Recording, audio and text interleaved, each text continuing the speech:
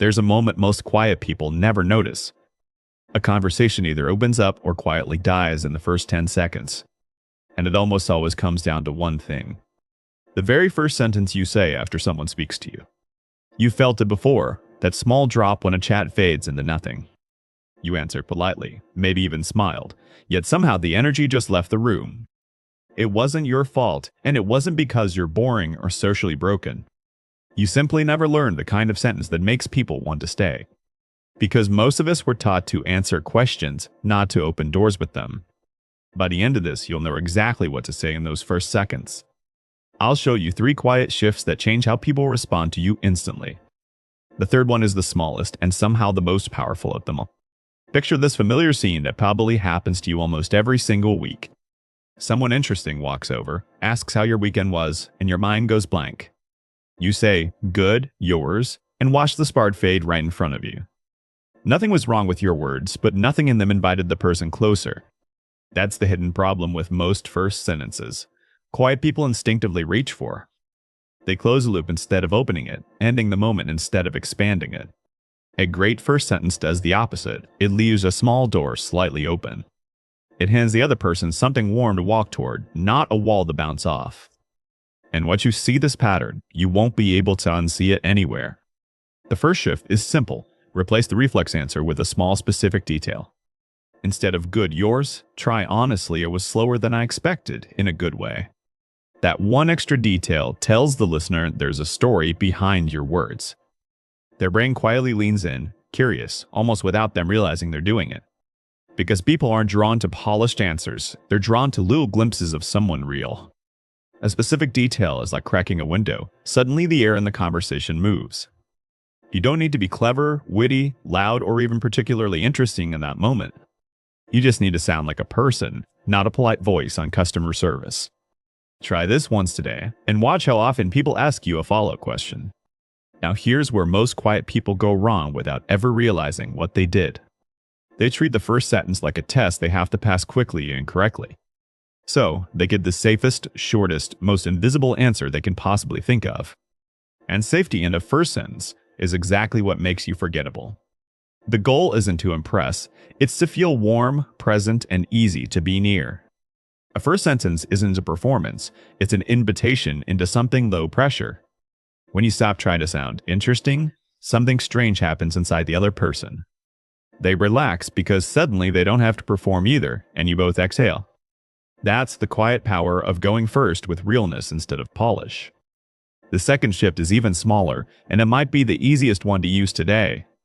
Lead with what you noticed, not what you're supposed to say next.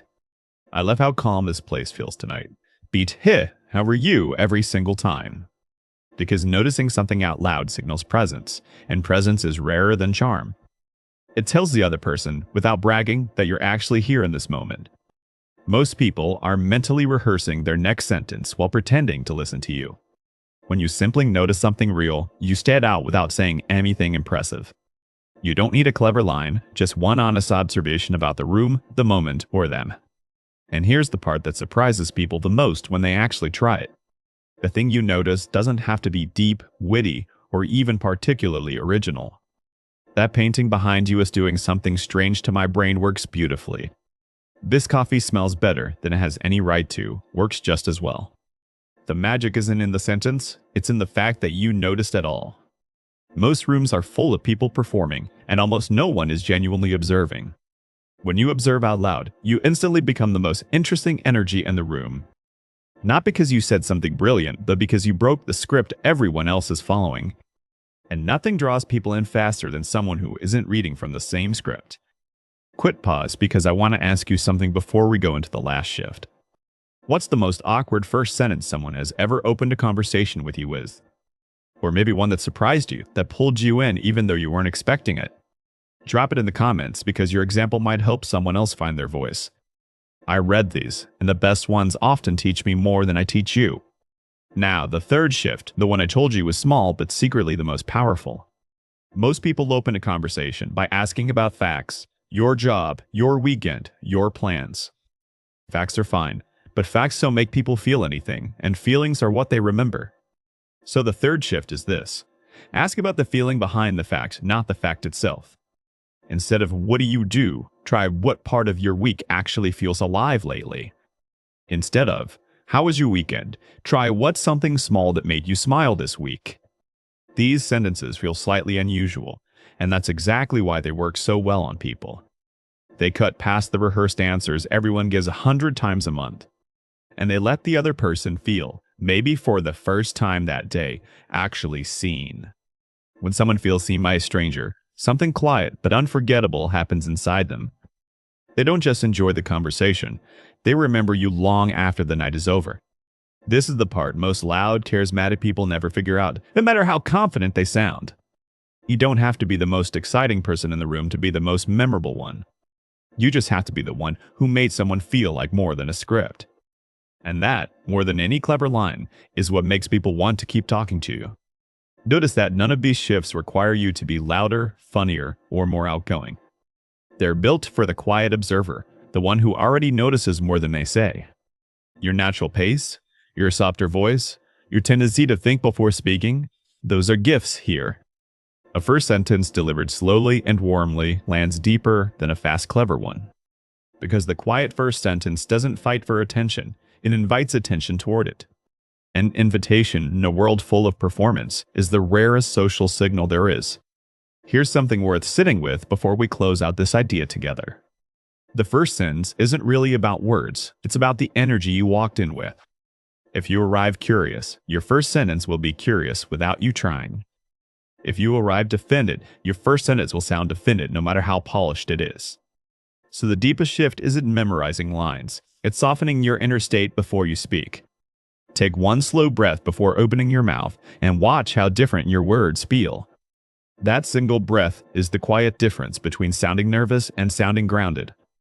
And grounded people don't need great lines, because their presence is already doing half the work. Now here's the part I held back, the thing almost nobody teaches about first sentences. The most powerful opener isn't a question, a compliment, or even a clever observation. It's a sentence that gently admits something small and human about yourself first. I'm terrible at starting conversations, but you seemed worth the attempt, disarms people instantly. I almost didn't come tonight, and now I'm glad I did, creates immediate closeness. Because the moment you go first with a small truth, the other person feels safe to do the same. Most people are waiting for permission to drop the performance, and your honesty gives them that permission. That tiny admission isn't weakness, it's leadership, the quiet kind that loud people can't replicate. And that's why the softest opener in the room is often the one that ends up unforgettable. So this week, try just one of these shifts, not all three, just whichever one felt closest. Notice what changes in the eyes of the person across from you when you use it. If something shifted for you here, tell me in the comments which sentence you'll try first. And if this channel keeps making you feel a little more capable, subscribe and turn the bell on. You don't need to become someone new to be magnetic, you just need to stop hiding the someone you already are.